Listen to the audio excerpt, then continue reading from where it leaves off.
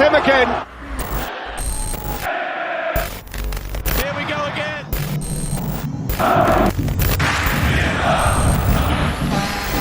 Messi!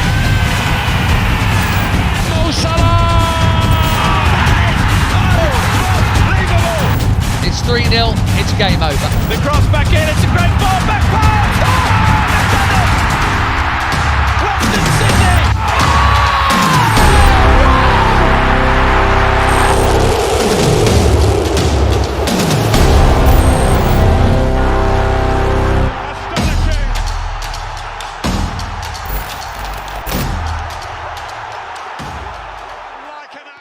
Hey guys, welcome back to the UBF podcast. I'm Abs and I'm here with a special guest today. You want to introduce yourself? Yes, my name's George or WinserPT. Happy to be here, thank you. Mate, I heard you're going across the country effectively. Yeah. You know, talk to us about what you do. We've seen your page a lot on our For You page, and we thought, Yeah. you know, it's about freaking time you come onto the show. And we chat about the differences between the two countries and football and the football culture and the football pyramid and everything around that. So talk to us a bit about your content and Yeah, you what go I'm about doing. that. So I post everything football, basically. I play semi-professional back home. I support Reading home and away whenever I can. And I've been in Australia for about a month now. Started in Melbourne and I've got a camper van called Gloria. And I'm travelling up the East Coast, all the way up to Cairns, going to as many games at different levels as possible. Different sports as well, but mainly football. Also training with some teams where possible as well, to just get an idea of the level, the culture for football here as well. I did the same in Thailand and Cambodia as well on the way here, which was quite interesting. And what have you preferred since then? Thailand, Cambodia, Australia? What's been the most interesting? I think this one's probably the most like stock standard style. Yeah, here's reminded me most of home in terms of football. Yeah. I did have a great experience in Cambodia where I went to watch a team and I ended up in the ultra section and I was singing all the songs and that was good. But it's not as big out there for sure. And the quality isn't great. And have you picked a team yet? Like, has there been like a specific? I don't know about, you know. yeah, I'm going to go, I think Melbourne Victory are the team they're the first A-League team I went to watch. It was an amazing game. It was 5-3. And so they've sort of drawn me in a little bit. But you know what? I'm still an open book, so I could be persuaded. Don't say that out loud here in Sydney, because some people might react a bit. They're seen as kind of the how do we explain it?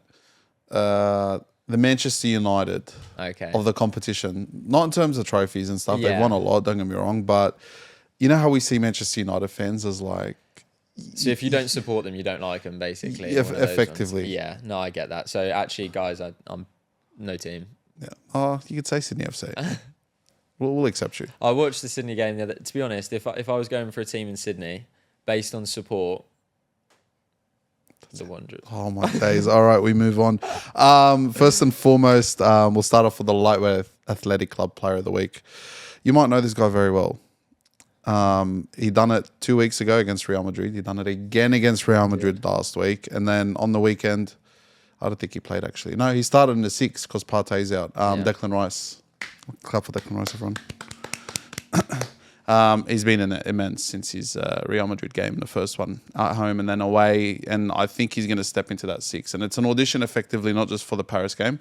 I think what he's looking to do is get him ready for next season. I don't think Thomas Partey is going to resign. So No, I think I'm finally seeing the Declan Rice we all knew was there. When he was coming through at West Ham and he was 17, 18 and playing the way he played, everyone was turning heads back home.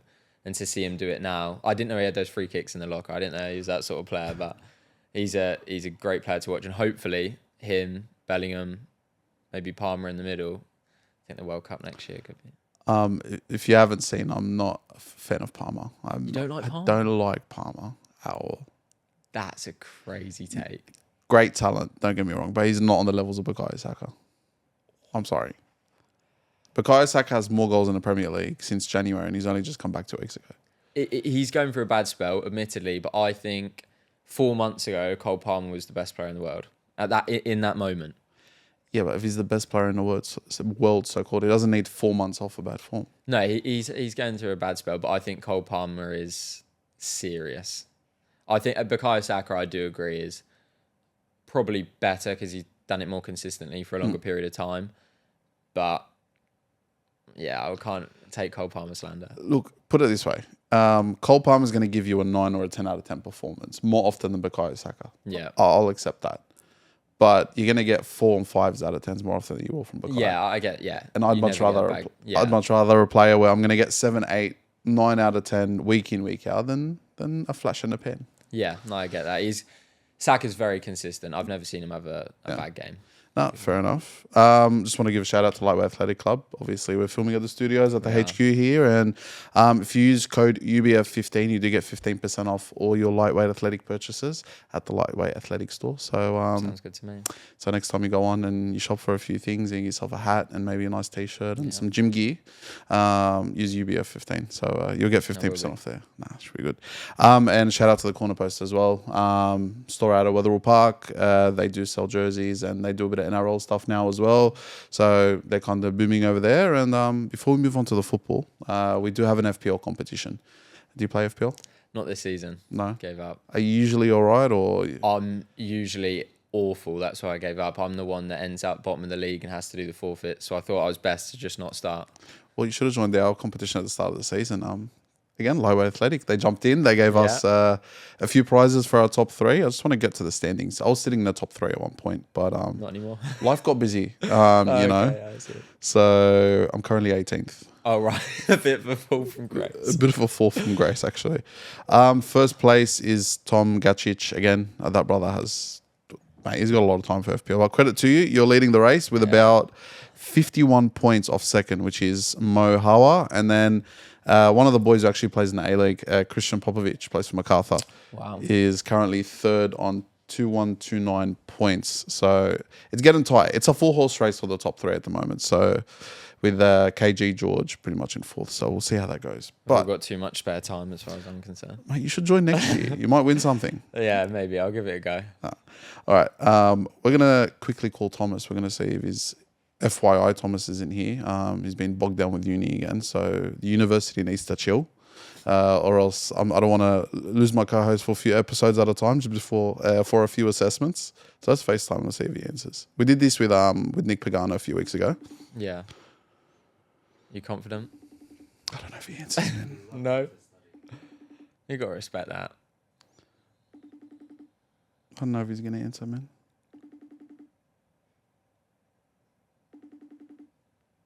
Well. You might call back. Well, it's his loss. He doesn't get to talk to George. That's a shame. But let's get on to it. We've got a quick roundup results because this week we're going to more focus on the football landscape across the two countries. And that's kind of, what we want to talk about. But we've got to get the people their results. And yesterday, Sydney FC beat the Newcastle Jets 3-2. Do you know Jaden Kaczarski? No. He's a clutch man.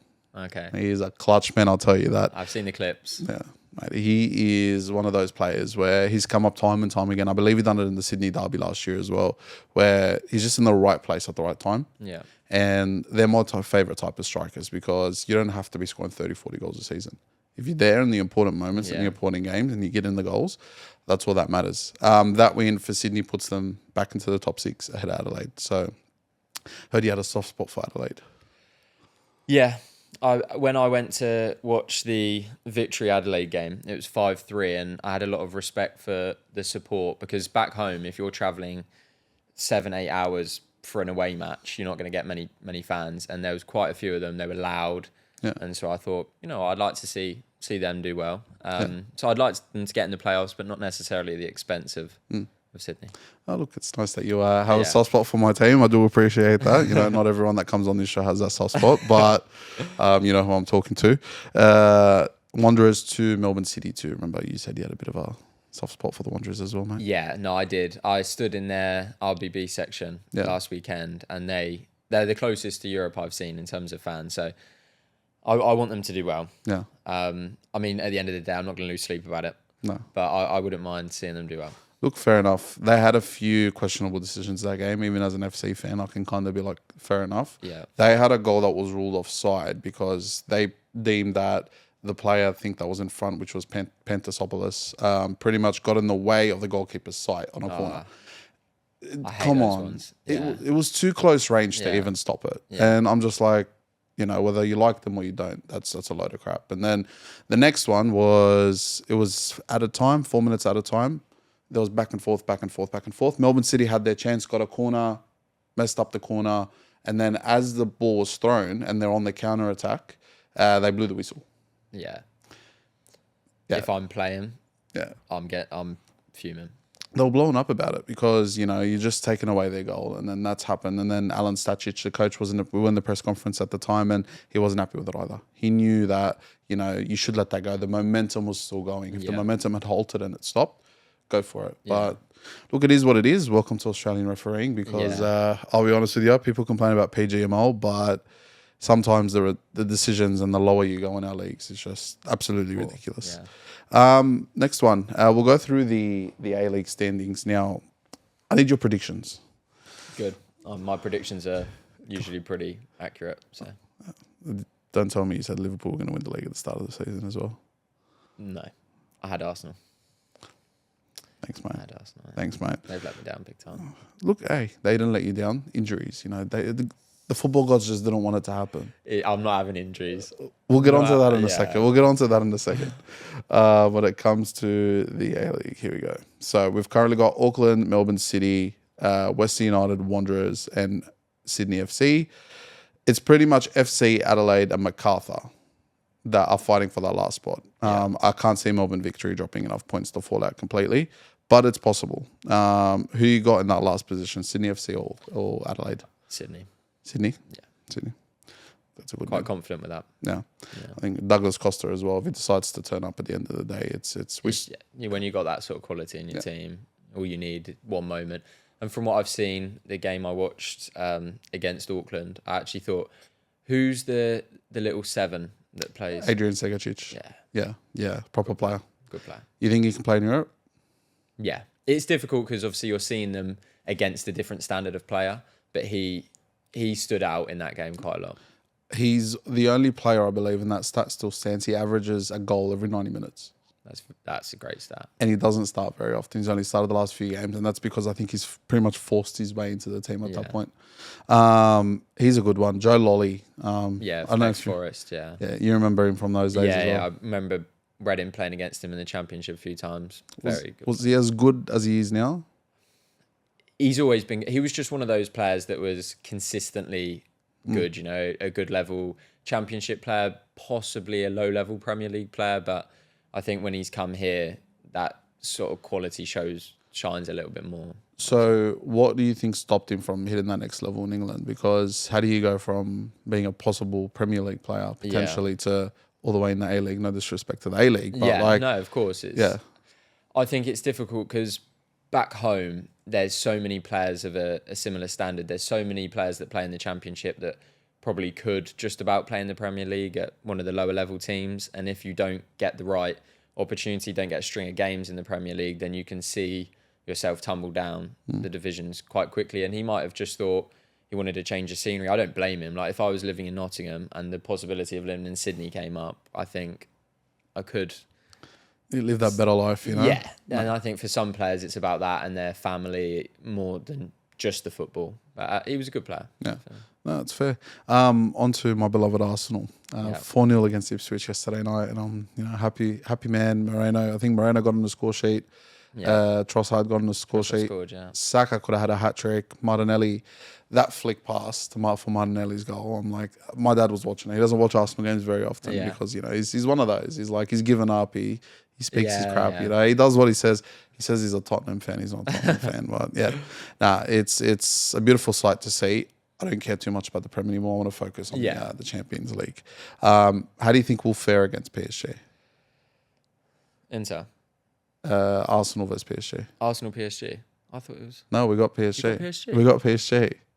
I thought that was the other side of the draw. The other side is PSG, Inter versus Barca. That changes everything.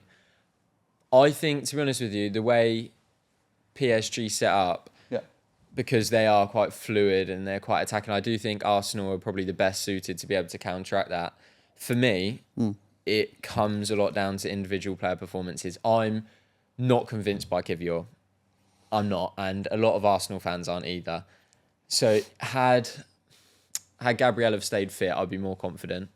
But I think with the momentum and the feeling around the club at the moment, having just beat Real Madrid and just being able to defend against the Vinicius Juniors, the Mbappes, I fancy Arsenal. If I had to put my hat on it, I'd go Arsenal. So you're telling me Kivior just basically locked down Mbappe and Vinny and Rodrigo, and yet you're still not convinced that he can handle... He did, but then we've also seen him not be able to handle like a low-level striker and have a bad game. I do think he's got it in him, of course. We've seen that, but he also is one of those players that he's not a Saliba, is he? You're not as confident. No, he's like a C-Tech Saliba. Like, let's just call him that. He's just a quicker Saliba with a lot less aura. So, look, I personally think the only team, and I've said it before, that can trouble us is Inter. Because Inter, if you look at the way they play and their style of football, they're basically, again, people kill me for saying this, they're an Everton on roids.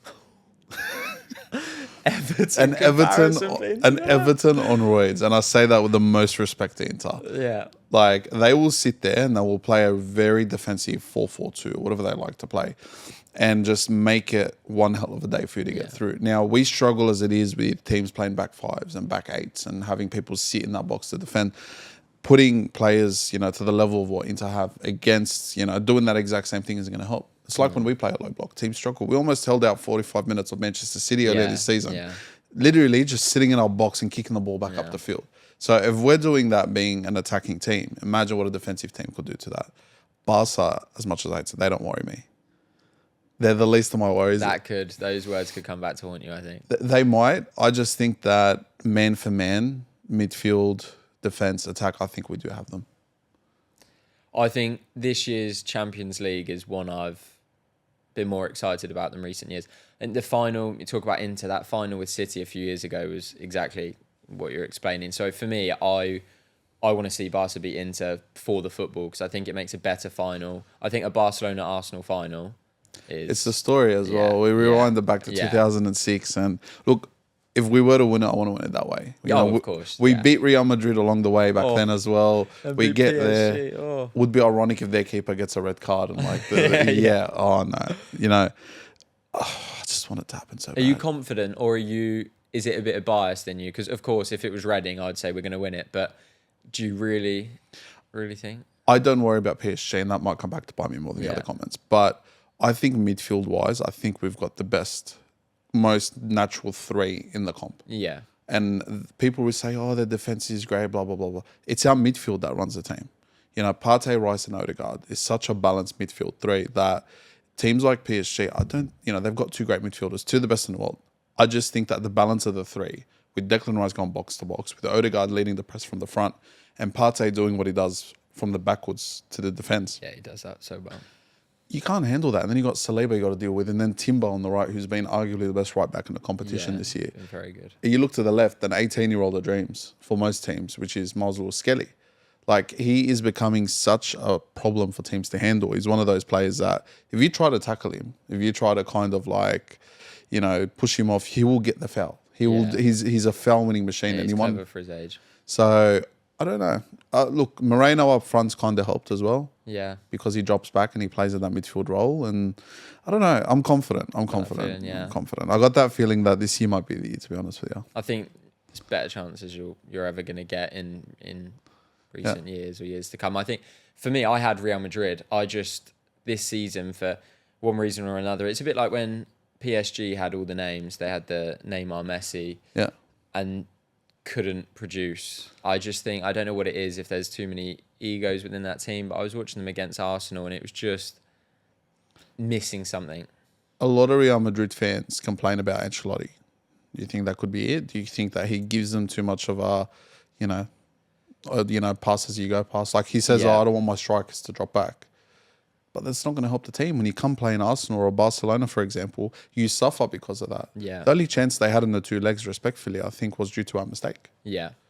No, I think there is a little bit of a reliance on the individual talent they've got. And I've seen talk this week of potential replacements. I saw something about Klopp to Madrid. And I do think they need something to refresh things. I do think they need a change, whether that's Klopp. I also saw some other ridiculous names being thrown in the hat, but they need that that lift because they've got the fan base. They're the biggest football club in the world. They've got the money. They've got the players. So there's got to be a reason that something's not clicking. Klopp trying to tell Mbappe to track back will be hilarious. I think if anyone can, though, Yeah, he's like, no, get off my field. Nah. he will just drag him, though. That's the thing. If Klopp isn't, if he's not listening to Klopp, he's not going to mess about. I'm not complaining. A half price Mbappe on the market, I'd take happily at Arsenal. Possibly a Vinny, even a Jude. Jude, though, not much talk been about him, but I watched back the 2 games. Man, Declan Rice claimed him. Yeah. He absolutely just... The cheapest $105 million signing I'll ever see in football, Declan Rice, and I'm just going to leave it there because I could go on all day about that guy. He's slowly but surely become my favourite footballer in that team. So, yeah, worth every penny, for sure. The last one, though, Manchester United. Just want to talk about that before we move on. 13, what are they now, 16th? I think they're maybe 15th, but they got or 14th, but they got the potential of... It's goal difference that's keeping them there at the moment. I just think for me, I can't fathom it. Like I grew up, I remember going to Sir Alex Ferguson's last game at home to Swansea in 2011-12. Grew up with just Man United dominating, and to see this capitulation. I watched them this year against Leicester. They won that game 3-0, but Leicester were awful. But still, I was watching them and they're void of ideas. Like some of the players they've had to who they've got now. It's interesting. I was speaking to some United fans, and they were saying that if they were to win the Europa League and finish 17th in the Prem, that's a successful season. You can't be saying that as Manchester United fans. And I've said this a long time ago, and I've argued with Manchester United fans so much. You need to let go of that. We're Manchester United. Yeah. We deserve to be 3rd or 4th or whatever it is. No. You need about 6-7 years to rebuild to just get to a point where you can constantly fight for top 4. We had that as Arsenal fans once Wenger left. Obviously, Unai Emery came in, done his thing, went 21 games undefeated. But after that point, we realised that once the form went away, we needed to rebuild from the ground. Arteta came in and they just gave him the time and they gave him the money. And that's why I'll forever be grateful for the time they've given him. Yeah. And I can't take any other manager in the world. For me, he's the best fit for us because it showed that if you give someone time and money, and just let him build slowly over 5 years. You can't buy a whole squad in 1 year. No. And Manchester United fans don't realise that. You can't just go and sign Lenny Yoro and Matthias de Ligt and have Bruno Fernandes stay there and sign 6 strikers and hope that it can all fix itself. It's not. No. I don't know if you remember, we slowly but surely, year by year, released all our players. Aubameyang left in 1 year, David Luiz left in the other year, Ozil left the year before all of these guys. And you brought in these players step by step and you improve position by position before you can start putting the cherry on top. They just keep buying all these cherries. Yeah, and hoping something's going to fit. But the problems with United just go so high up the club that it's a shame to see because I don't like Manchester United particularly, but they are traditionally one of the bigger football clubs. So to see them as desperate as they are at the moment is a bit... For football, it's not good, but... No.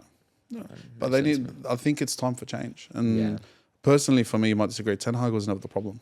No, it's way beyond Ten Hag. It was way beyond him, and I think he was doing a better job at his job than what Ruben's doing at the moment. Yeah, to be honest, it's a sinking ship. There's no manager in the world that I think could go in there and, unless they were given a long period of time, have any change. But you won't get that at United. So I don't know.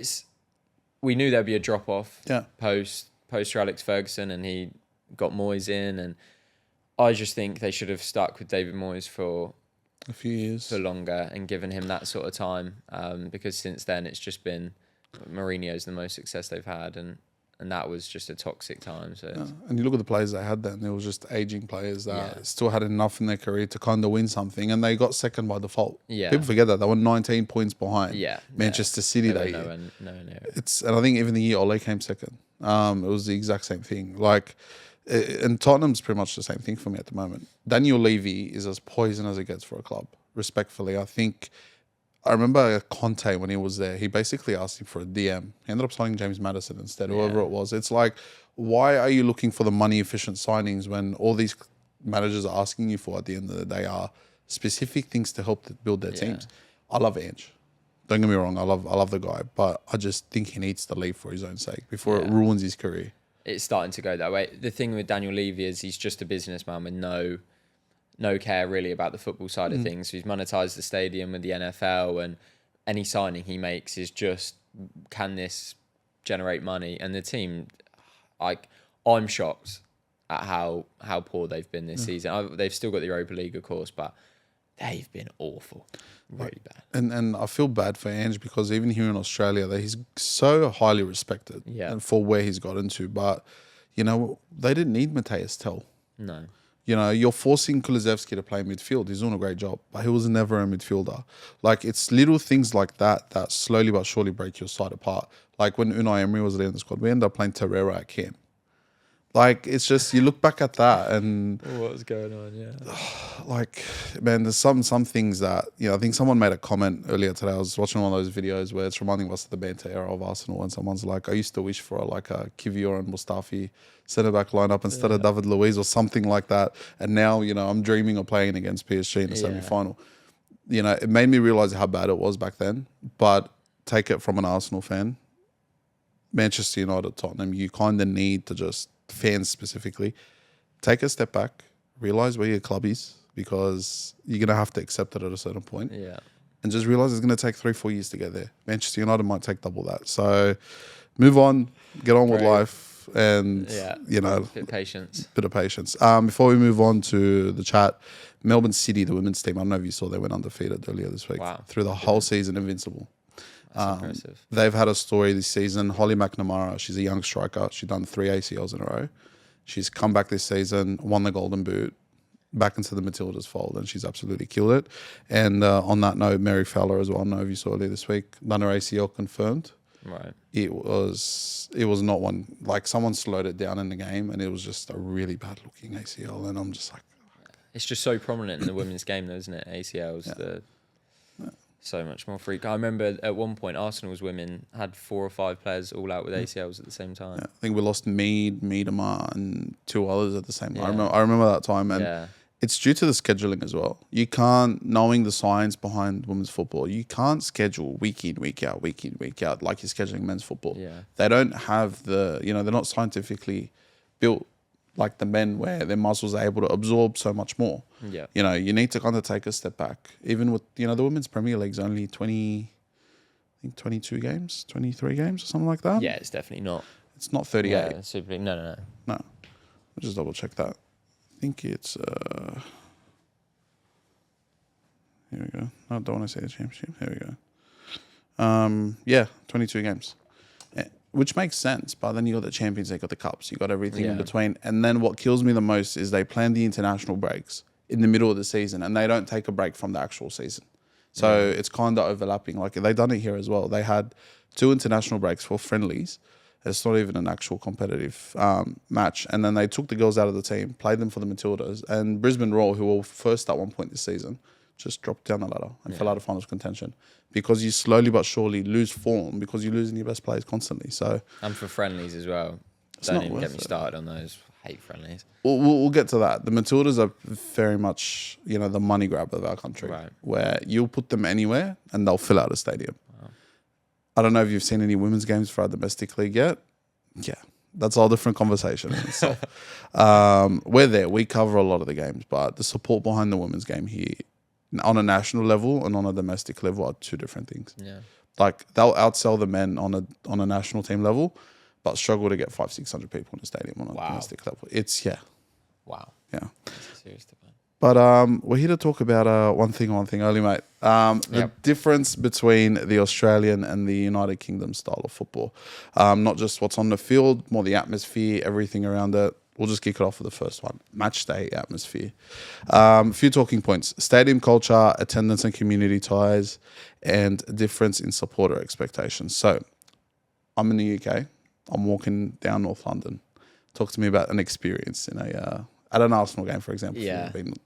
I think it's a completely different experience. Football at home, especially if you're in the area of a team, it encapsulates everyone. Everyone is interested about it. Whether you're an active fan going to the games or not, everyone is talking about it. And if you're in North London on a game day, you know about it. If you're in any point of London, you could be at Waterloo, you'll be seeing Arsenal shirts flooding the train. You could be down in Southampton, which is about an hour train away. You're seeing Arsenal shirts get on the train. It is so big and people are so passionate about it that we'll compare it to Australia in a second, but it is all encompassing, amazing to experience if you can, but it's so hard to experience because so many people want to go. Like Arsenal, if you wanted a season ticket, I think you would join the queue at It's a ballot. Yeah. 40,000 in the queue for a season ticket, which to me is crazy. But what's good about England is that filters down too. You'll have that same level of support, just in smaller numbers in the Championship, League One, League Two as well. So it's obviously our biggest sport. We've got rugby and cricket as well, but football is just so big at home. Yeah. That's why. No, that's fair. I just want to go through some attendance numbers, just in terms of the A-League. Yep. And then we'll get onto the Premier League. So this year, the highest pretty much averaging attendance in the A-League is Auckland FC. Okay. They averaged 17,591 people. Their best crowd has been 27,000 versus Wellington, which is their derby. Yep. And their worst crowd has been 13,000 versus Newcastle. That's not bad. The only other teams to average over 10,000 people or just thereabouts are FC, Victory, Adelaide and Wanderers. They're all pretty much either in the top 6 or in contention of that. I want to go down to the other side of it. You got Western United, who averaged 3,761 people. Macarthur averaged 4,300. Perth averaged 6,090. Melbourne City, 6,297. And mind you, they averaged 26% less than they did last year, which is insane considering their form this year. Yeah. And then the in-betweens, like Brisbane Raw average about 6,000, Newcastle average about 6,000, Mariners and Phoenix are about the same. Now, Mariners, Raw and Newcastle, it's expected. They have their fans. They're very much a centralised area, but they're not very much a football area. Okay. Newcastle's, if you go down there, it's a rugby league town. The Mariners with the Central Coast, it's fairly much the same. That whole kind of bush, New South Wales, outside of Sydney all the way to Queensland, even Queensland's a rugby league state. So I don't expect much from these, but I'm very much shocked by the Melbourne City numbers. Yeah. That's an odd one. Whereas if you go to the Premier League. Yeah, wow, this is going to be different. So bear in mind, Old Trafford holds 74,879 people. The average attendance says 73,814. Yeah. Like, if you go to that, even if you go all the way down to the bottom, with Bournemouth, Vitality Stadium, holds 11,300 people. Average attendance is 11,193. Yeah. Like, it makes you wonder, like, what is so enticing to the people in the UK? Now I know it's a big sport, but what's the difference between me supporting my team and going to that game and support, in the UK and Australia? Whereas, is there something boring? Is there something you've seen? Is there something different that stops people from going to games here? Yeah. So for me, it's a bit like, say it's a concert. The UK, you got the Premier League. You've got Drake performing every week.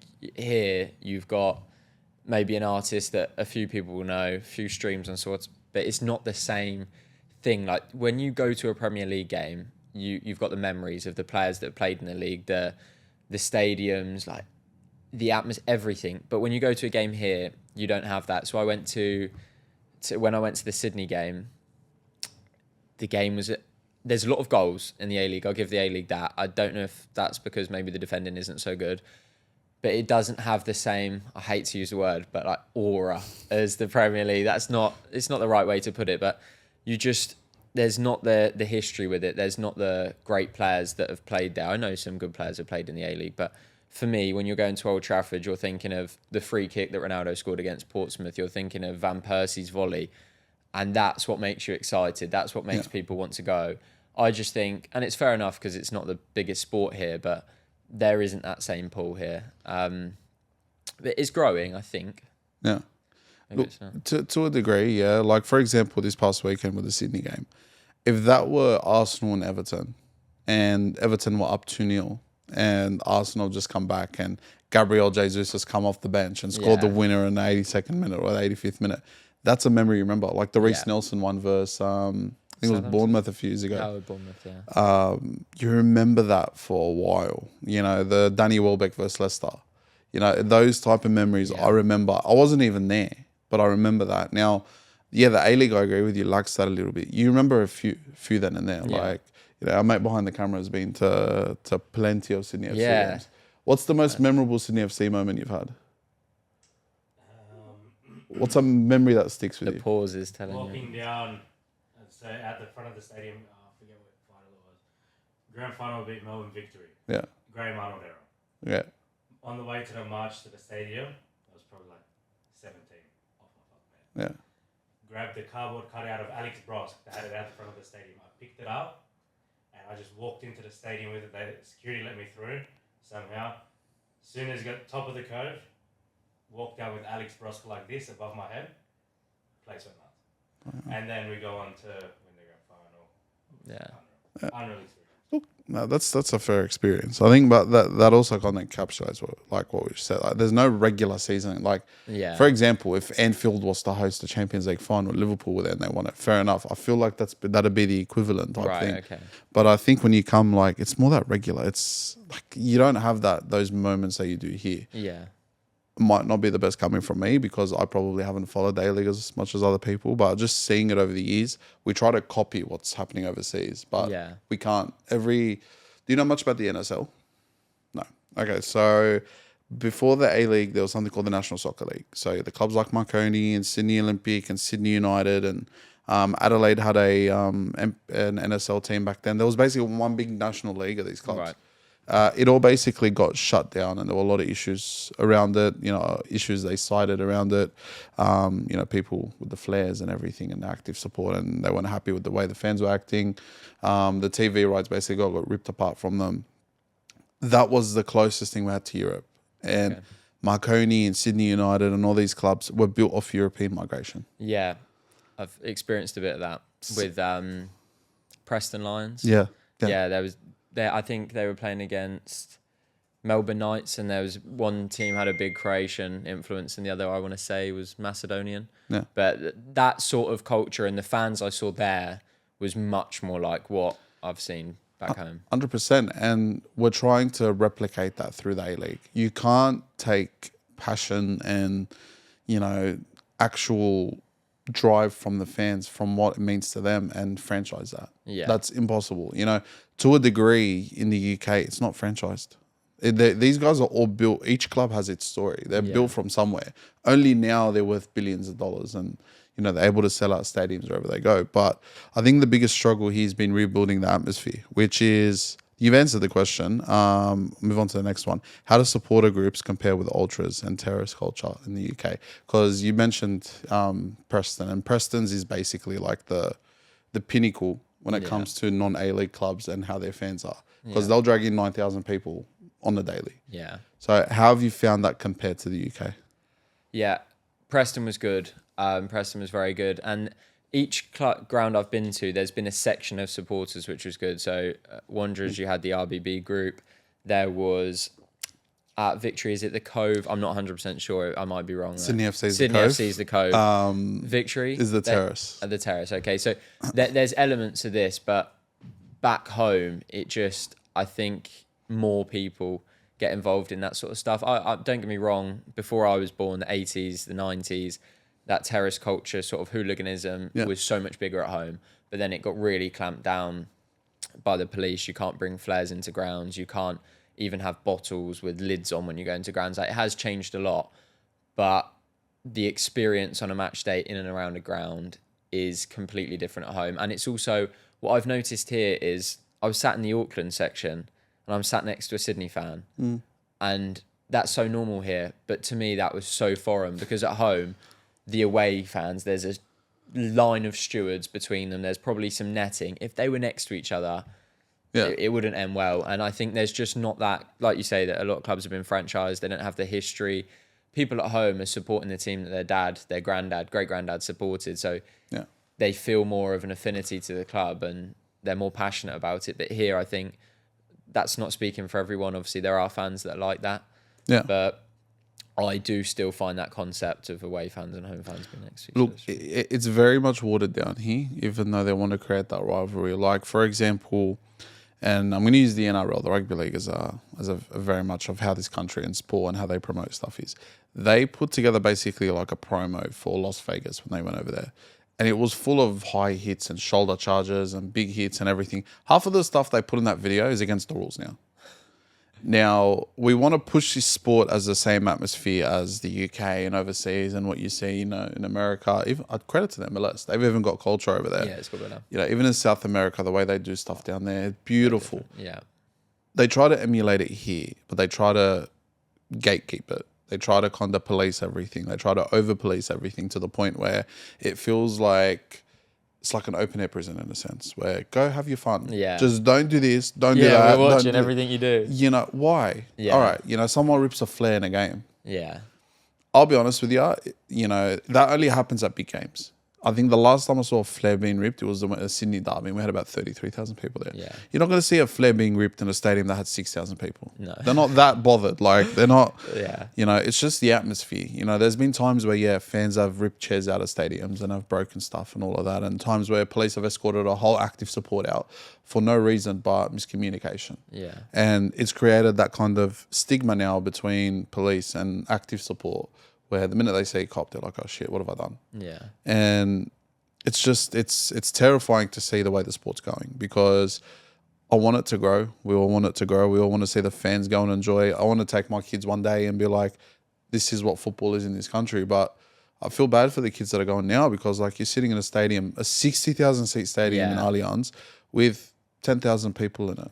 That's not football. And that kind of leads me on to the next question, which is how much do stadium sizes matter? Because have you been to the Leichhardt Oval? No. Okay, so the Sydney FC girls play in like a 15,000 seat stadium. Yeah. I think the men need to play in there, Yeah. because imagine filling a 15,000 seat stadium with about 13,000 people, Yeah. and it's just a cauldron sitting on top. That's atmosphere, that's culture. Not 6-level stadiums that are barely going to be filled because no one wants to pay $150 to sit, in level 4. But how big of a difference is that here? And do you think that it matters I don't think it matters in the UK, because they fill out wherever it is anyway. No, I think it's actually something I picked up on in the Allianz as well. I was sat there looking around and all I could see was empty seats. Yeah. And what you need, the reason that the atmosphere Preston create is so good, I went and watched them at Melbourne Knights, and it's a small ground. It's one stand. Everyone else is standing up, and they're on top of the pitch, and it creates a really good atmosphere. There's no point having that few fans in that bigger stadium. Red, in my team, since we've gone down the divisions, our attendances have lowered, and now for some games we might only have 10,000 people and 25,000 seat stadium, and it makes such a big difference. Yeah. The atmosphere decreases a lot, and I think what the clubs are better doing. Western was not a bad example. The atmosphere wasn't great, but because it was almost a sellout for the size of the ground, it felt better. And I think that will encourage more people to come, and I think the team will probably perform better as a result. Are you still going to be here on Wednesday? I'll be in the Gold Coast. The Gold Coast. Or on my way up. So we've got a game that we're going to be at Uncliffe Aurora. I don't know if you heard it. Someone messaged me about that. Yeah. So me and Tom do a bit of stuff over there, and I do a bit of the socials, and we jump in and we do all the the game day, the big games specifically. They usually get 2,000-3,000 people at a derby. Impressive. This is a parkside, effectively. So they're playing Sydney Olympic on Wednesday. So if you're still around, you want to get that feeling of it's a park with a fence, and it just fills with people. See, that's what you need. Yeah. That's like non-league back home. Yeah. And it's so nice to play in as well. Yeah. They beat NPL 1 team, didn't they? Yeah, Mount Druitt Town Rangers. Yeah, it is insane, and the build up and everything to it, and the fans that we're expecting out there. It might be a bit rainy on that day, I think. Right. But I'll be honest with you, if you're gonna go to a game, I think one of those better. Yeah.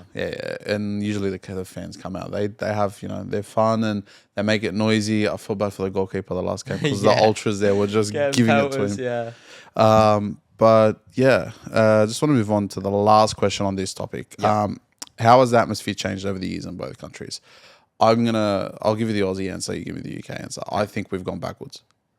I think what we used to get 15 years ago, not that I used to go to games 15 years ago, was closer to whatever you guys have in the UK to what we have now. You used to have people actually coming in for the sake of the team. Yeah. On Sunday at the Sydney FC game, there was so much traffic getting there. It wasn't because of the A-League. Because the Swans were playing next door. Yeah, that's where I was. I saw that, man. Yeah. You went to the wrong sport. What are you doing? I'd had to see an AFL game. I'd have to say the same.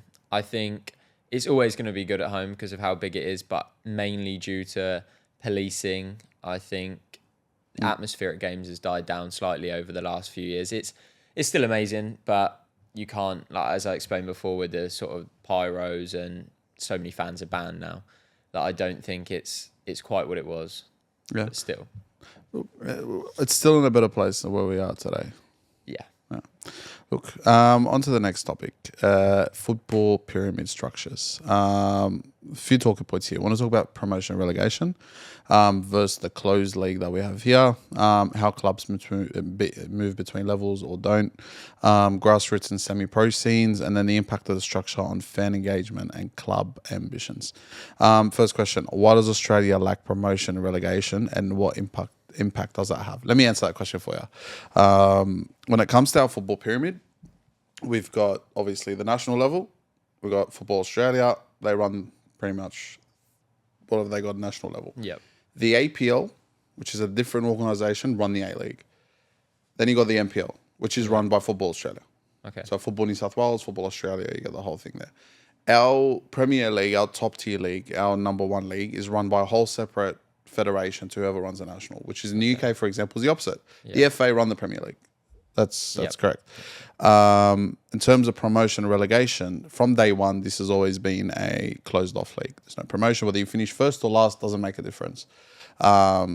Whereas in 8 years' time, they're looking to bring in 1 or 2 teams up and down with the Oz Championship. I don't know if you've heard about that since you've been here. So they want to bring it in. I don't think it's going to work because financially it's going to take a lot of money for these clubs to pretty much amalgamate themselves with the rest of the league. When it comes to the current teams, we've got a few teams that are struggling at the moment in terms of football because the money that they get from the league is, I think, $500,000 at the moment.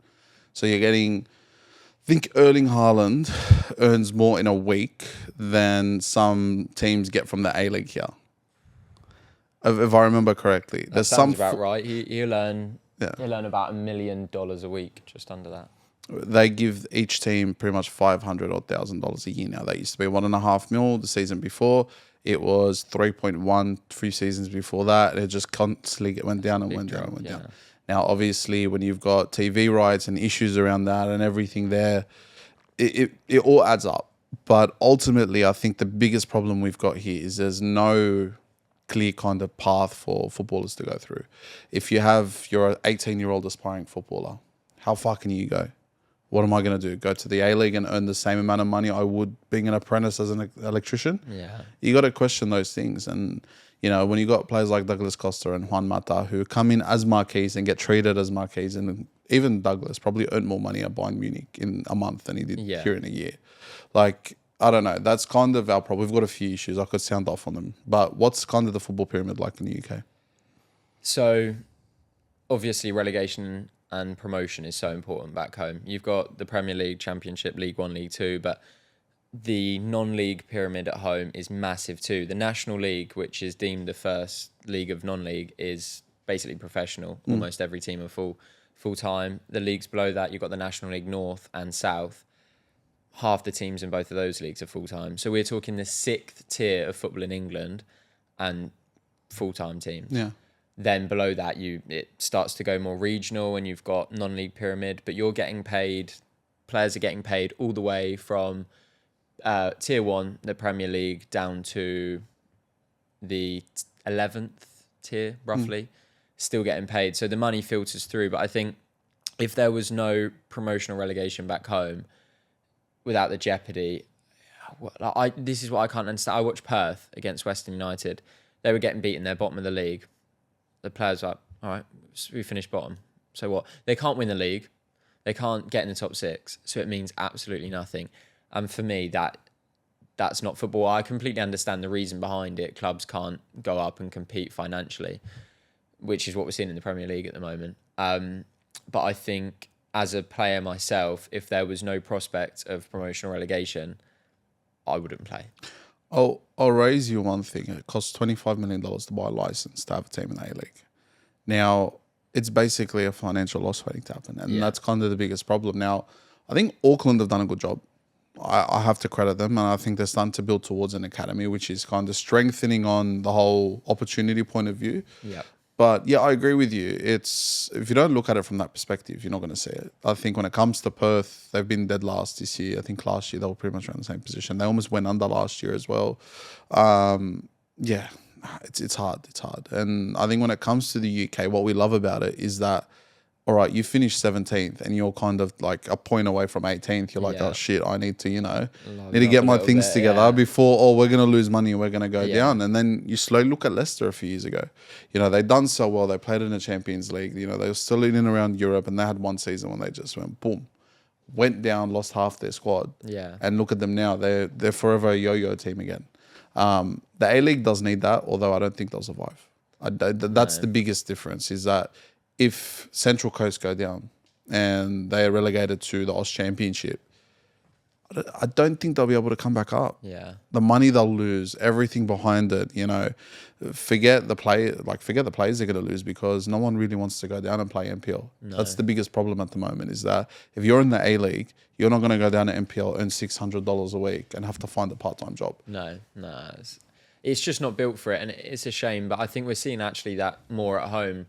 Teams are going up to the Premier League and can't compete. Like the last 2 seasons, all 3 teams that have gone up, obviously it's not confirmed yet, but they're going to go down. And it's just, you look at Leeds, Burnley. Who's to say Burnley aren't going to do what they did last time they were out? Yeah. No, it's true. And like Leeds are another one where they had a half decent season, and then just when they can't, it's sustainability. Yeah. I'm such a big fan of sustainability when it comes to building clubs, and even as an Arsenal fan, before we mentioned, it's the way we've built ourselves over the 5 years, which is now, okay, you're a financially sustainable club, you're sustainable on the pitch. At the end of the day, you can produce results year in, year out. Yeah. I think that's what needs to happen with these clubs that want to come up to the A-League in the next 8-9 years. The next question is, how do the local clubs thrive in the UK due to the pyramid structure or the pyramid integration? So local teams at home will rely predominantly on sponsorships and gates.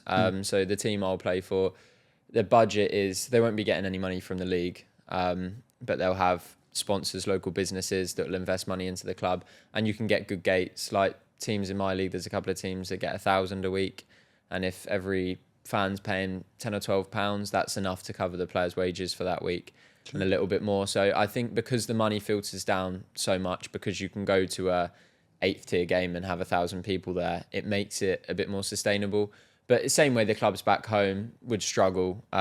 They can make their way out the pyramid a few leagues, but then when you start to get towards League 2, League 1, then they struggle. So what league? So what division do you play in? So I've been playing Step 3 and Step 4 of non-league, which is the 7th and 8th tiers all the way down from the Premier League. So these guys still get paid effectively, pretty much. Oh yeah, we've got Charlie Austin, and he was, what I was told, was getting £1,000, so $2,000 a week in that level. That's crazy. Yeah. So if you meet any NPL player that plays, most NPL 1 level players will have a full-time job on the side. Yeah.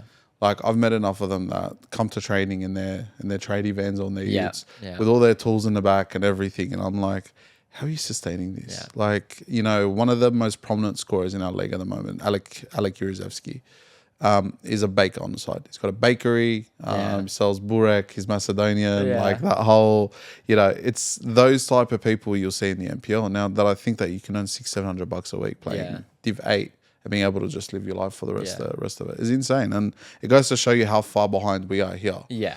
Before we move on to the next question, what's been your assessment of it so far, like in terms of the football pyramid and how everything's built around here?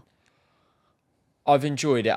If I'm being completely honest, I've been a little bit disappointed by the A-League. I've experienced football in America, across Europe and England. It's more similar to America than anywhere else I've been. But I was more impressed by the NPL 1, the game I went to there, to see that sort of atmosphere can be created at a lower level was really nice. I do understand the struggles, but I think the standard is good of the A-League. Yeah. I actually compared it in a video to League 1 back home, which isn't being disrespectful. I think League 1, like Birmingham, Wrexham City, is a good standard. I just think when you're in a country of 20 million people, which whatever it is, a third of the UK, and this is, I'd say, your third biggest sport behind probably AFL and NRL. I'd say AFL, NRL. AFL's got the fans, NRL's got the TV. Cricket, I'd put ahead. So we're talking the fourth. Cricket's bigger than football here. Yeah, I'd probably say it is with the. I mean, I On a don't know, I'm domestic not level. I don't Australian. associate myself with anyone that plays cricket. No, might not be the person to ask. But if we're talking the fourth biggest sport in a country that's got the third of a population of the UK, then it's to be expected. So I think they're doing well for that. Yeah, look, we're a bit of a weird one, and I've said it. Our national level, it does amazingly well. Like in terms of TV and everything, all of that does great. Attendance, you name it. Domestically, if you would have told me just the A-League, I'd put cricket ahead of it, I think, in terms of TV. NRL, AFL, potentially even like as much, I don't want to say swimming. Swimming in Olympics gets numbers. Yeah. You know, you look at stuff like that, like, I'm not going to say netball. I don't think netball gets the numbers. No. Basketball, not really. But there's probably more people that watch the Premier League here Yeah. than there is the A-League, which is kind of sad. But I think that's the same in America. You reckon? Yeah, from living there, everyone cared about the Premier League. I lived with many different Americans. Not one of them cared for a MLS team. That's insane. But they get numbers there, man. They do. But I think it's similar in terms of there's not the history. So maybe they live in Charlotte, so they'll go and watch Charlotte. But do they actively support and really care? Like the roommate I lived with was from Charlotte. He followed Charlotte, but he only cared about Man United. Oh, fair enough. Did he have a North Carolinian accent? He did, whatever that sounds like. Just an American accent. No, that's fair. Then the question that leads on to that, Yep. are Australian football fans more aligned with European clubs because of this structural disconnect? Do you think the fact that they can't connect to, don't get me wrong, I love Sydney FC, but I don't think I'll have the connection I have with them that I do with the Bulldogs in the NRL, for example, because, you know, I grew up, it's my area, it's my kind of Canterbury Bankstown. I grew up there, that's me. Whereas Sydney FC and then Wanderers and Macarthur, for example, they blanket cover areas. And they came at 3 different times. I always say Macarthur fans used to be Wanderers fans and Wanderers fans used to be Sydney FC fans. Yeah. So do you think the biggest struggle here in Australia, and do you think the biggest advantage that the European ones have, is that it's that structural disconnect? Yeah, I think so much comes when you support a team, whatever sport it is, comes down to where you live, your roots, things like that. So if you don't feel like you can identify with a club, like I support Reading because I grew up not far from the ground and the people around me at school supported them, and so I felt that connection. But if you have that with a rugby team and you don't have that with a football team, then that's completely fair. And I think for a lot of people here, that's the case, people I've spoken to anyway. Yeah, like not saying that I don't love FC. I love FC, but you know, I grew up on the Bulldogs. It was part of me from day one, and I think when it comes to football, you know, same with Arsenal. My dad was an Arsenal fan, so I'll always kind of, you know, grow on that. Grow up. I remember watching Jack Wilshere in the early days. I remember sitting down watching. I think my first ever game that I watched was either Liverpool or Arsenal. Arsenal Chelsea 6-3. What year are we talking? 2012. Or 13. 6-3. Oh my God, I was 10. Yeah. They battered us. They absolutely battered us. Can't even think. Let me Google that. Just for 2000 and Arsenal Chelsea 2012. Arsenal Chelsea 6. What are we talking? Drogba era. My bad. It wasn't 6-3. It was 6-0. Yeah. Oh, 6-0. It was 6-0.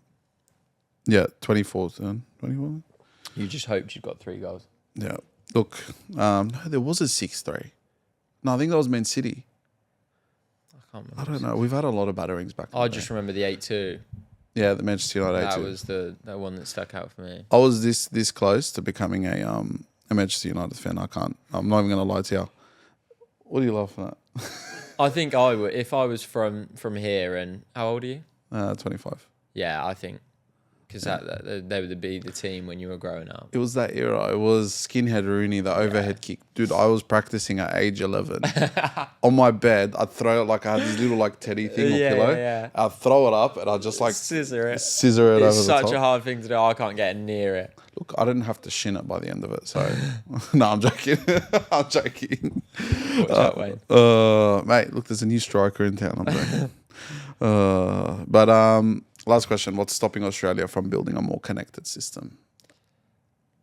I just think there's not the demand for it, and I think whenever there's not the demand for something, you're gonna struggle. If you had millions and millions of people that just wanted to watch football, I think it could be done. But the fact that you've got the stadiums at the moment and there's just not the... Yeah, there's not a stadium the big stadium that these teams don't use that isn't a rugby stadium. Yeah. Combank's used primarily for rugby league. Allianz is primarily used for rugby league and rugby union. I think HBF in Perth, pretty sure, is also a rugby union stadium. Thank God they haven't used Optus Stadium yet, because if they use Optus Stadium, that'll just be... Have you seen Optus Stadium? It's like a 60,000 seat oval, like not oval, like a big round stadium that just sits above. Like, okay. It's we just got big stadiums here in this country, and I don't think we should be playing in them. No. I think if you took these big stadiums away, and financially you can't do that, because a lot of these NPL teams, for example, if they don't own their ground, they're having... Well, not so much. Even if they own it, they have to pay for security. They have to pay for lights. They have to pay for, the ground hire. Even sometimes you have to pay for people to come in and do certain work. If you don't have volunteers, Whereas if you pay Combank or Combank pay you, I'm pretty sure Combank pay the clubs a certain amount of money. They'll sort the food out. They'll sort security out. They'll sort A, B, C, D. You just have to come and play and just promote our stadium, bring people to our stadium. Makes sense. But at the same time, it's not working. It's not, but everything's business, isn't it? And like you say, it doesn't seem like there's another route around it. No, but I'll make the slightest difference. The Wanderers get less people than FC, but if you calculate it, they fill more of their stadium up than FC. Yeah. So, for example, they'll get 10,000 people on an average. Their stadium only fits 35, whereas FC have 9,000 to 13,000 people in a 65,000 seat stadium, and I hate it. We sit on the field a lot of the time. We've got that sideline experience. And when you're sitting there, don't get me wrong, it's beautiful. You're watching Douglas Costa there right in front of you.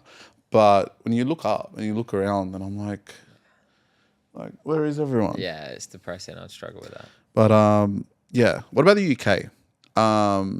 Do you think it'll ever get to that stage, or they love it too much over there? I think there's too much love for it. I think the fan bases of clubs are so... just devout. I just can't see it. No. And it filters so... Like, Aldershot, they're probably the closest team to me. That's the 5th tier. And they played against Woking the other day for the chance to get to a final that will be at Wembley. And it's a tiny look... But they sold out the stadium. There was maybe 6,000 there. And they all stormed the pitch at full time. And they've got tickets to Wembley. They've sold out 15,000 at Wembley for a small... I just think... when the passion's that much, the demand's there for it, I can't see it happening. Look, that's fair. I mean, they dream to do something like that. Like I said, that Uncliffe game on Wednesday is going to be the closest thing we've got. Yeah. And it's a key word, and I want to discuss on it, it's tribalism. I think that we try to recreate it here.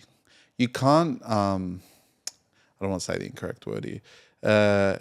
You can't soften tribalism. You can't soften the effect of fans loving their club, and you can't, not let them express how they feel. Now, with all due respect, if you're going to go and cause violence and brawls and fights, don't go to the games. But if they want to, like we said before, they want to throw a flare. They want to feel like they want to march from 3 kilometers out to freaking all the way to the stadium. They've stopped those before. They've cancelled marches because of the police. Yeah, and you wonder why the atmosphere struggles. It's just, I get it. It needs to be contained. They're worried about the violence. They're worried about the headache of any clear-ups they're going to have to do. But you need to allow some of that, or otherwise fans are just not going to be interested. Do you think we could recreate it here, though? I don't think so. I think at the clubs that have the connections to European countries like the Croatian, Macedonians we've spoken about, yes. But I can't see it at the A-League corporations. But the problem is, see, that goes to the next step. I agree with you, but I don't think the government will ever let it. And the government's always involved in that side of it. So, if Sydney United or Marconi decides to show up with 3,000-4,000 people, and they come with their drums and their flares, and there'll be someone there to stop them. And that's kind of been our biggest problem, is that there's a problem with everything. Like, whatever you do, and you probably see it a bit more with this country, there's a law for everything. Yeah. Like, quite literally. And when it comes to football, there's stadiums where you can't take cans back to the seat. They have to pour in a cup for you. There's stadiums where, you can't bring bottles of water. There's stadiums where you can't do this or you can't do that. And, you can't go on the field here or there, or, it's just, it feels like I'm in a prison. Yeah. I'm in like solitary confinement, and whatever I do is being watched, and you're going to go around there. And I think until they let go a little bit, until they're like, let's let these guys have a bit of fun. We're never going to get to that stage. But you also need to create your own identity. And that's this country's biggest problem is that even if you take the Macedonians and the Croatians and the Greeks and the Italians and get that culture from overseas, bring it here, it's still copy-paste of over there. I go to South America tomorrow, I'm getting a different experience than what I'm getting in England, which is different to Germany and Belgium and you name it. In Australia, and I think it's a wider issue than just football, we don't have our own identity. We're a bit bland sometimes. Yeah. And you might have seen it here. It's like if it's not for the beach, if it's not for freaking avo on toast or something. Not interesting. What do we have? Yeah. I don't know. What do you think on that? Actually, something I was speaking about with my partner today. There is definitely a lack of identity. We were talking about when you think Australia, what do you think? We said the sun. We said the beach. Bondi Rescue was one of the best things we could come up with. It's just, you don't have... It's not a sport thing. Like America's got its basketball and its baseball. It's not... There's just nothing you really associate necessarily specifically with Australia, something you're really passionate about. You've got beautiful places, one of the nicest places I've been. You've got great climate. I don't know if it's because you're so cut adrift of the rest of the world, but there's just not... It's lacking a bit of oomph. Yeah, we don't have enough personality sometimes. We're just very... Have you heard of tall poppy syndrome? No. I'm trying to find the right way to define it. How would you define tall poppy syndrome? Do you not know what Let me give you the proper definition because it'll basically define Australia and Australian football in tall poppy syndrome. Here we go. Tall poppy syndrome refers to people criticizing, resenting, or attacking someone due to that person's success. Yeah. Do you see it? Yeah, I see that a lot. So even in football, it's kind of like, we might win the World Cup. Oh no, it's fine. It's not that big a deal. You know, everyone goes back to normality. No, if we win the World Cup, I want to public holiday. 100%. Call it off. You know, no one goes to work for 3 days. That we've just completed. Take the week off. What do you mean the rest of the year? There's enough money. Just have enough. But no, we're very humble. We're very everyone. Easy going. Yeah, I think that's a bit like that. Some places in Europe, when you got the beach and you got the nice weather, it's easy to just laid back. Yeah, chilled out. Yeah, look, I don't mind that side of it because it's a little less stressful. Oh yeah, definitely. It starts to filter into football, and you're like, okay, where's the passion? Where's the passion? Why are we still in six? Why don't you care that there's 10,000 people here in a 60,000 seat stadium? Just let's take that step back and reassess everything. And I think before Marconi and those clubs come back into the A-League, I think we need to reassess that because Marconi for sure, I know for a fact, will fill out their stadium of 10,000 people against Sydney FC or Wanderers. I know that Sydney United will fill out their stadium or Rockdale and all of these guys if they make it to the A-League. But I can't justify having 70,000 seat stadiums anymore. No. Not for a sport. The Bulldogs, the NRL. Have you come to an NRL game yet? Melbourne Storm. Melbourne Storm. Wrong team to go to, man. I'll joke. The Bulldogs filled out 65,000 people in an 80,000 seat stadium last Friday. Against South Sydney Rabbitohs. This is a Good Friday clash. Amazing. You won't see that in any other sport aside from maybe AFL. But that's what we kind of need to latch on is that let's get our fans behind everything. Let's kind of push on. And we talked about the Matildas before. They'll fill out an 80,000 seat stadium on a Wednesday. Yeah, that's impressive. But if I take you to Wanderers Football Park, there'll be 300-400 people in there. Like, it makes no sense, man. And I don't know how they're going to do it. Now, I think I touched on it before. Are they trying to force tradition? I think so. I think they're trying to create something that isn't here. Yeah. Yeah, it's not...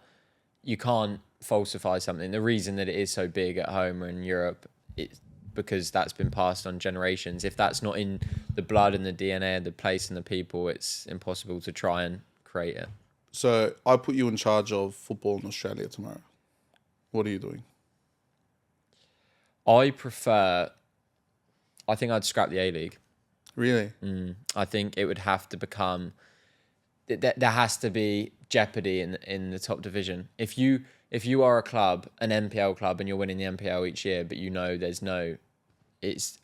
have to, if you're winning the top league, you have to be the best team in that country. And I just think it's too disconnected that it's like the franchise here, and I see the NPL and the divisions below that as like almost a proper football, but they're never going to get a chance. So for me, obviously it wouldn't work in practice, but I think for the benefit of football, it needs to be done, because I said it earlier, I can't get my head around the fact that a team are sitting bottom of the league and I'm watching players, they're losing 3-0, walking around, just not, it doesn't matter.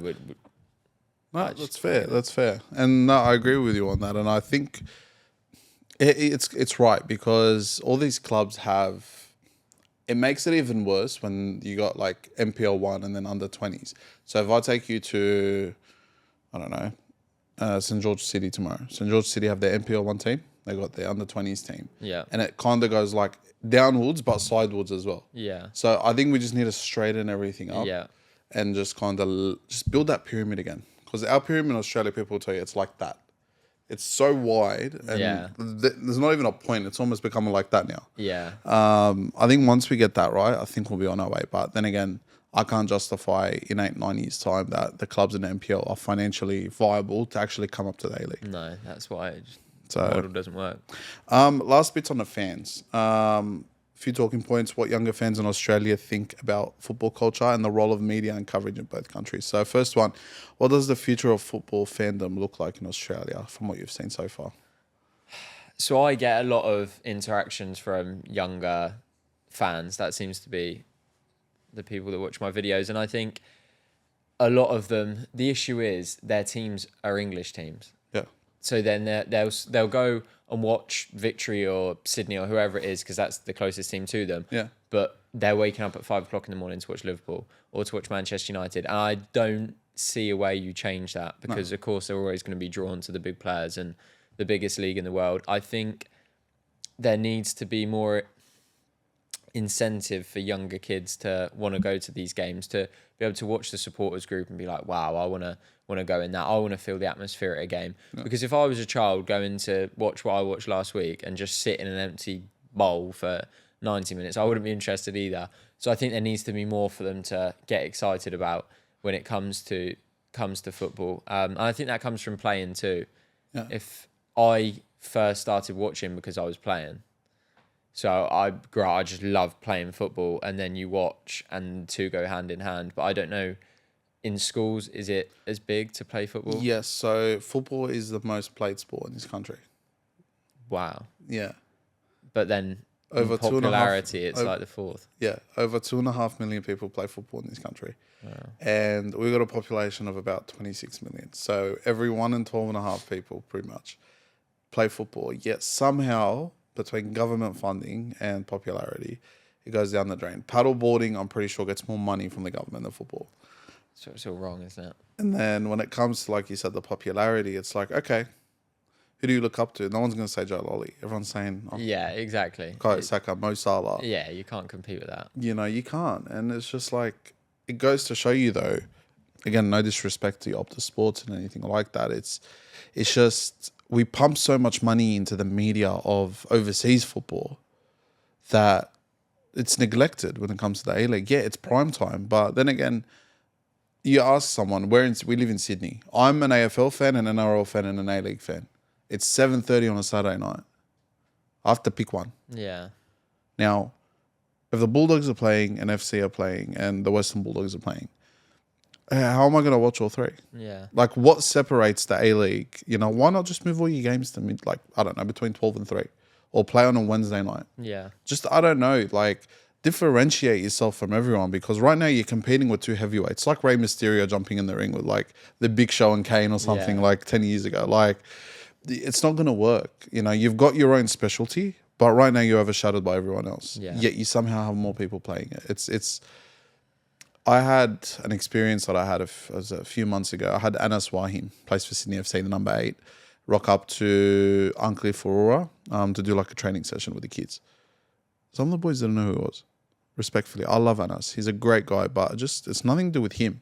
It's everything to do with how the hell you promote. Yeah. He played in Germany. He played overseas. He's a great player, yet no one. Yeah. That's where the issue lies. Since I've been here, whenever I've been on TV, it's the Arsenal game, come watch this. It's never like really in bright lights, watch Sydney FC. I just think it's backwards. They know that's where the money is and where the interest is, and instead of taking time to push their own football, they're just worrying about what draws the crowds in. And what draws the most money in? Yeah. Respectfully, like they're going to get more money out of promoting the Premier Yeah, League than they of would. course. You know, I wouldn't be surprised if, you know, you've got the Bundesliga and all of that. You know, we've got KO. Have you heard of KO? So we've got a sport platform, or a sport video platform, we want to call it, that hosts all the games. So I pay $35 a month. I get the NRL, the AFL, ESPN, Fox Sports, you know, you name it. Yeah, nice. I've suggested for a long time, whoever's running the A-League, approach them. Because if the game's at 7:30 and there's no football, because for most of the A-League season, the NRL and the AFL season aren't actually on. If someone's flicking onto KO and they're like, oh, there's no NRL, there's no AFL, let me go watch some football. Yeah. It's right then and there. Unlike you guys in the UK where you've got 7 different channels hosting 7 different games. Yeah. That I'll never understand. That's an issue in itself. Which is It's money. like I think Amazon have like Monday night games and It's all different. You've got some on Sky Sports, you've got TNT, then occasionally you'll have like ITV and BBC get games. You can't afford it. You can't afford it. And then there's police coming to your house if there's illegal streams going on. I've seen those videos where they just knock down a door. Dodgy fire stick. That's what it is. I'm just trying to watch Arsenal. Nah, but It's like that. what lessons can be taken from the UK's model? In terms of the streaming, In terms aspect of or just everything. football in general. Football in general. The jeopardy has to be taken in of the promotion and relegation. I think there needs to be football in the community needs to be bigger. At home, if you're in West London, all the schools, everything will be associated with predominantly Chelsea, but also Fulham. There needs to be the big team. So if we're here, Sydney FC need to be going into schools and working with kids. There needs to be things going on in the area that are drawing the attention of the team. I don't see that here. When I went to Madrid recently, everywhere you go, you're seeing Real posters, things about Real. I walk around here and I don't see anything football related. Look, I'll do you one better. When it comes to doing your licensing as a coach here as well, they teach you the same way of football. And I think our biggest problem is our identity, and as we've spoken about, but I think it stems from that too. You know, you go to the UK, you know, you see street ballers, you see everyone's got their own identity in the way they do things. Now, you know, Sean Dyche has got his Sean Dyche ways. You know, you look at, you know, even you go out to Scotland and Ireland, around those areas, everyone's got that freedom to kind of coach and teach how they want to. Now, it probably explains why they hate Pep Guardiola so much, because he's come in and he's like, A, B, C, D, E, F, G. They don't like that. Over here, it's very much A, B, C, D, E, F, G. You're a fullback, you've got to learn how to do so. You know, you're a centre back now, you have to be good with the ball at your feet. You have to be able to pass. You have to be able to do this and that. Goalkeepers, we now come to the era where, okay, as a goalkeeper, you have to be able to pass A, B, C, play out from the back, do what you need to. Strikers, there's a problem why you don't really ever see strikers come out of this country. Not since Tim Cahill, because everyone's the same regimented. Get in the box, get your head onto it. Yeah, like same it's type like of player. 6'4" Tim Cahill, basically. Yeah, that's the style. Even with wingers, like Daniel Arzani. I don't know if you've heard of Daniel Arzani. I've watched him. Tried to go overseas, done what he needed to do. You know, he's also suffered from that a little bit, I think, because when you're so different and you're such a different style of footballer to what's expected in this country, you almost suffer from it, because either it goes one or two ways. You're either seen as, wow, he's amazing, or you're like, you lack this, you lack that, you lack all of this. And it just depends on who you are.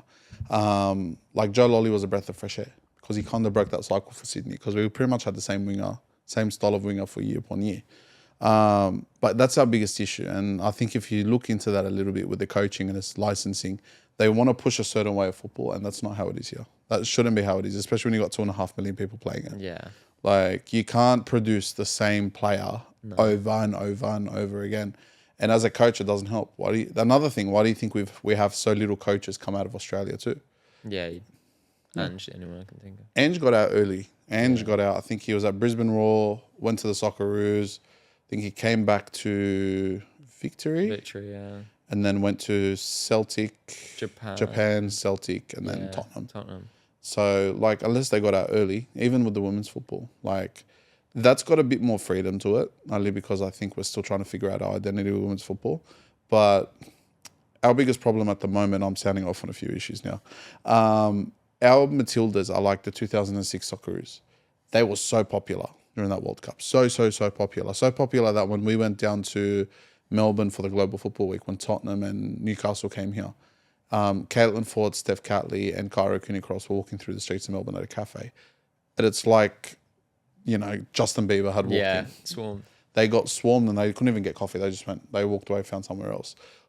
Like, they're so popular, we've forgotten the actual football side of it. A big thing about this country, and I feel like I'm now talking about Australia more than actual football, is we jump on trends a lot sometimes. We get on things that are popular, and then when they're not popular anymore, we just go, Yeah, rinse it. see you later. And I worry that's how Matildas, because they haven't necessarily been good.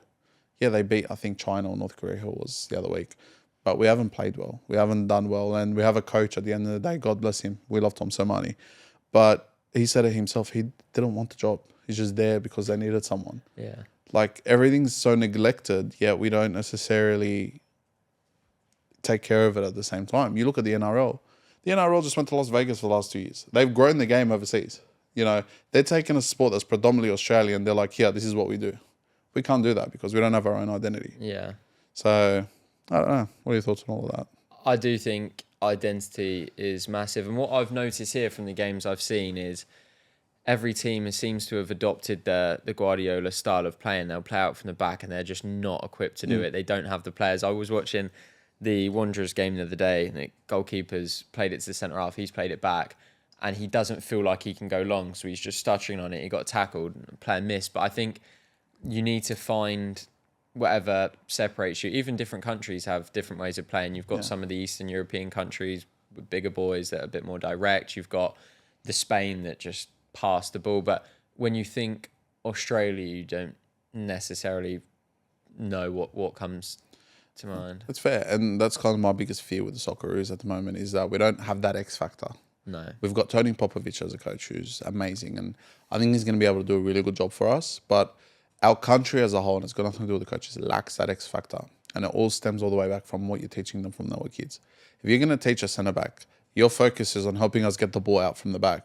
They're going to be the worst defenders in the world. Yeah. We don't need another David Luiz. No. First and foremost, you've got to keep the ball out the back of the net, and then anything else a bonus. It's like even as a keeper, like I played in goals last season. Again, I'm no Courtois. I'm not the best keeper in the world, but we went undefeated through the year. We didn't lose a game. But I wasn't good with the ball on my feet. I was just a good shot Just stopper. save it. Yeah. Just save That's the what you're ball, there keep for. it out.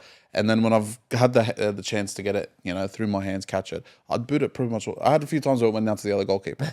Like, I had a big boot on me. I just can't play the ball out. Yeah. So, it is what it is at the end of the day. But before we do go, I've got a pack of cards over there. Just bear with me. Cool. Bear with me. We're going to play a few games before we go, mate. Can't leave you without having some fun. All right, so What we got? thanks to the Corner Post. So this is a top quiz. What was it? Top Trumps quiz. Top Trumps quiz. Nothing to do with Donald. Don't worry. All right. My ball knowledge can be questionable. It's all right, mate. So pick a card. Anything in between. All right. Okay. Oh wait. Okay. The questions to the side, right? How good are you with women's football? Can I have a men's one? If they're English, maybe a little bit. That's about it. You've got quite a easy one, player wise. Oh, no. If that helps, in my opinion. You've only got 2 hard questions, I reckon. All right. So this might not be easy. French Puskas. Okay, go on, try it. What country did Puskas play for? Hungary. Correct. Okay. Do you want me to do first, or are you going to go through? I'll go through and then you go. What must a player do to have a chance of winning the Puskas Award? Score the best goal of this year. Correct. Score a beautiful goal. It's gonna be True or false? Puskas averaged over a goal per game during his international career. I'm going to go true. False. Which medal did Hungary win in the 1952 Olympics? Silver. Gold. Along with Hungary, which other country did Puskas manage? Manage? Oh my god. Oh, you're not going to get this one. Um, I'm going to give you a hint. Ronaldo. And it's not Portugal. Brazil. Saudi Arabia. Oh, I was thinking R9 Ronaldo. Right. Okay. Kevin De Bruyne. Oh no, yeah, Which country does De Bruyne play for? Belgium. No. Yeah, At which club did he make his Premier League debut? Chelsea. Which club, I haven't looked at the answers, but which club did City sign De Bruyne from? Wolfsburg. Yes. How many times has De Bruyne won Player of the Month? That's a difficult question.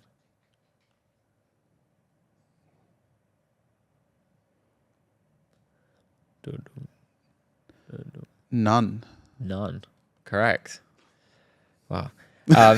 To which player has De Bruyne assisted the most goals? Ooh. Who are you thinking? You got a couple in mind, or you got someone?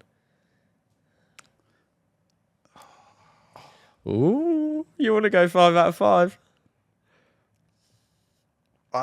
No. It's not Aguero. It's Lukaku. It's Aguero. It's not Aguero. Oh I no. just knew it was going to be that then. All right. Let's go one more, I reckon.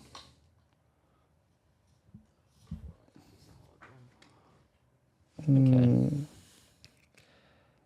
I actually went to school near where this person went to school. Who was it? Musiala. No way. Yeah. I can't believe he's playing for Germany. Yeah. Same as Elise playing for France. He's completely English. Yeah. Look, we've got a bit of a debate on this podcast. I'm a Musiala guy, and Tom's a Verts guy. Musiala. Yeah, Musiala. That's all. Yeah. More talented player. I actually am third cousins with this guy here. No, I'm joking. I was going to say. Alexander Isaac. Okay. All right. Well, I don't know much about him, though. Which manager gave Isaac his Newcastle debut? It's recent. Yeah, I know. I'm just trying to think who was before Howe. Why can I not? Or was it Howe? No. Was it how? Just for my sanity, I'm trying to think who was even... It was one of those... I'm going to go Howe. Correct. Yeah, okay. Which country does Isaac play for? Sweden. Correct. Who is Sweden's all-time top goal scorer? It's Larsson or Ibra. I'll go Ibra. Correct. Which German club did Isaac play for before moving to Real Sociedad? I was hoping you were going to ask me which Spanish club he played for. German. He played for Dortmund, didn't he? Correct. Yeah. Last one. Against which team did Isaac score a goal and win man of the match on his Newcastle FC debut?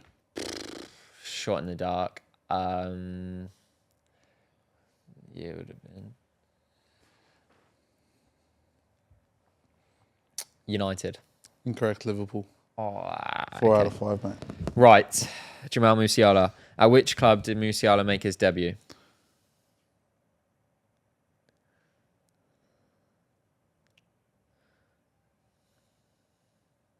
Hold on. Because he was at City before. Was he at Chelsea? City or Chelsea? Was that both? He came well when he was really young. He was at Chelsea. I know that.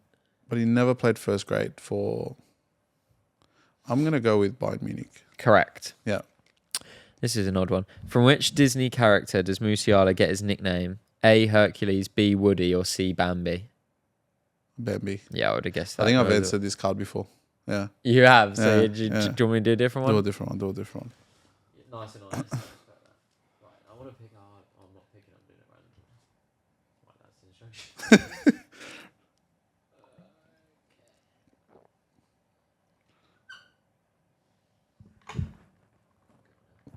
Okay. Raheem the Dream. Raheem Sterling. Oh, my days.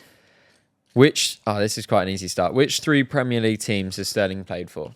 I think this isn't updated, but let's just go Liverpool, Chelsea, Man City. Yeah. Yeah. Oh dear. Which trophy has Sterling won most often in his career? Has to be the Premier League. If not, it's the Carabao Cup. Which are you going for?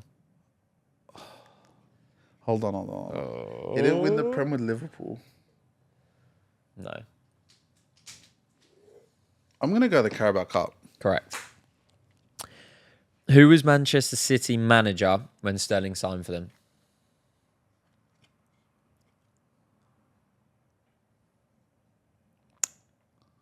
Pep Guardiola. Pellegrini. Fuck. He was there the year before Pep. Yeah. Shit. Yeah, he was there for a while. In which country was Sterling born? I think I know this. England. So it's Jamaica. What did she go for?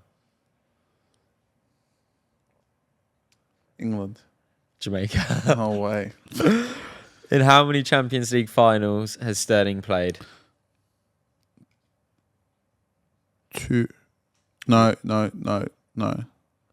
What two are you thinking? He was there for City's first one that they lost against Chelsea. But was he there for the one they won against Inter? That's the question. No, hold on. Was he there for Liverpool's? I don't think he was there for Liverpool's one. It was the year after he left. I'm going to go with 2. 1.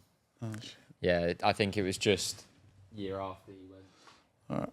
I'm going to go one final one, mate. I want a full house, but the 5th question seems to be quite tough.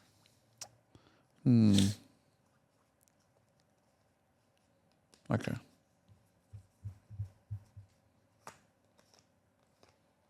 You said you were a... No, he hasn't played for them. You know what? I'll tell you what, a Reading legend played for Sydney. Adam Lafondra. Oh, yeah. Yeah.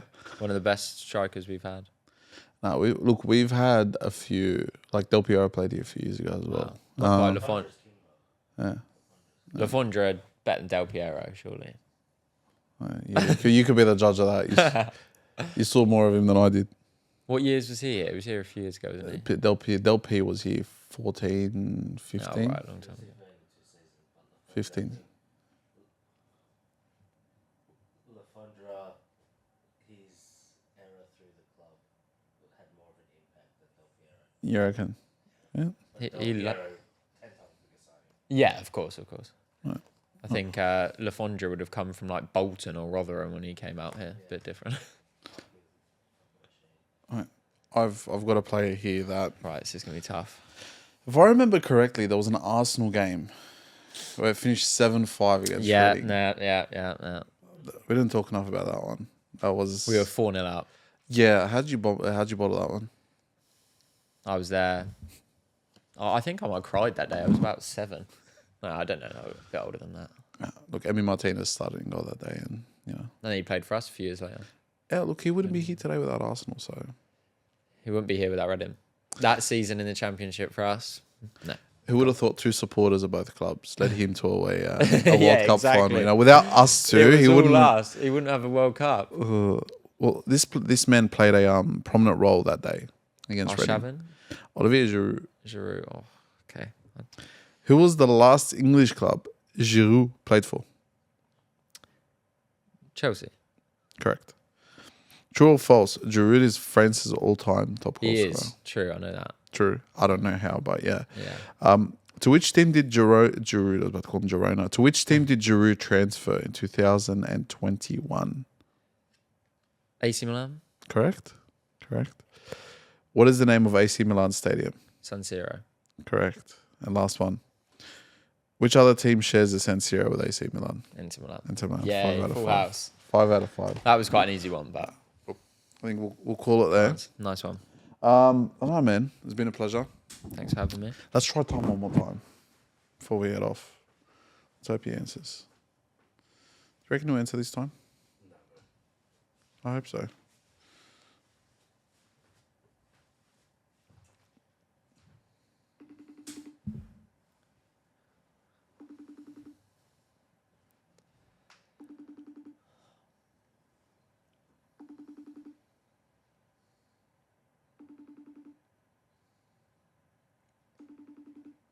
No. I'm not having it. Not having it today. Too busy studying. Respect the grind. Look, fair enough. Matt, hopefully it's not the last time we got you on, man. So what are your plans?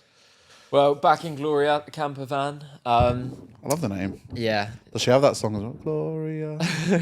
It's based off the Madagascar. You seen Madagascar? Yeah. The hippo. So we're making our way up to Cairns eventually. We're in Port. What do you call it? Port Macquarie. Yeah, we're heading there tomorrow. Fair enough. And then Brisbane. Got a team to train with in Brisbane. Maybe watch a Brisbane Roar game. Good luck with that. Not very good. Yeah. Is it? What Probably Brisbane? better if going to like a Brisbane Strikers game. You think? Gold Coast United even.